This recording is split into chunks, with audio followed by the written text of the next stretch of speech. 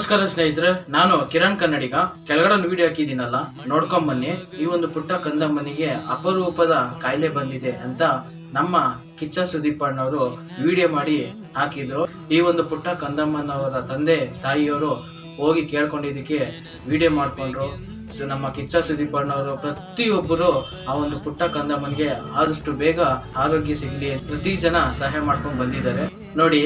ಹಾಗೆ ನಮ್ಮ ಜಮೀರ್ ಅಹಮದ್ ಸರ್ ಅವರು 25 ಲಕ್ಷ ರೂಪಾಯಿ ಆ ಪುಟ್ಟ ಕಂದಮ್ಮನಿಗೆ ಆರೋಗ್ಯ ಒಳ್ಳೇದಾಗ್ಲಿ, ಬೇಗ ಗುಣಮುಖರಾಗ್ಲಿ ಅಂತ ಚೆಕ್ ನೀಡಿದ್ದಾರೆ. ತುಂಬಾ ಖುಷಿ ಆಯ್ತು ಈ ತರ ಒಂದು ಸಹಾಯ ಮಾಡಿದಕ್ಕೆ. ಪ್ರತಿಯೊಬ್ಬರಿಗೂ ಸಹ ಇವರು ಸಹಾಯ ಮಾಡ್ತಾರೆ. ಅದು ಮುಸ್ಲಿಮೇ ಆಗಿರ್ಬೋದು, ಹಿಂದೂಗಳೇ ಆಗಿರ್ಬೋದು, ತಮಿಳಿಯನ್ಸೇ ಆಗಿರ್ಬೋದು, ಯಾರಿಗಾದ್ರು ಕಷ್ಟ ಅಂತ ಹೋದಾಗ ಅವರಿಗೆ ಸಹಾಯ ಮಾಡಿ ಕೊಡ್ತಾರೆ. ಅವ್ರೊಬ್ರು ಇರ್ಬೇಕು ಕಣ್ರಿ ಪೊಲಿಟಿಕಲ್ ಅಲ್ಲಿ. ಸುಮ್ನೆ ಪೊಲಿಟಿಕ್ಗೋಸ್ಕರ ದುಡ್ಗೋಸ್ಕರ ಅಲ್ಲ, ಇಂಥ ವ್ಯಕ್ತಿ ಇರಬೇಕು. ಜನಗಳಿಗೆ ಕಷ್ಟ ಅಂತ ಬಂದಾಗ ಸಹಾಯ ಮಾಡ್ಬೇಕು. ಅದು ಇವರಂತೂ ನಿಜವಾಗ್ಲೂ ಪ್ರತಿಯೊಬ್ಬರಿಗೂ ಸಹಾಯ ಮಾಡ್ತಾನೆ ಇದ್ದಾರೆ, ಸಹಾಯನೂ ಮಾಡಿದ್ದಾರೆ.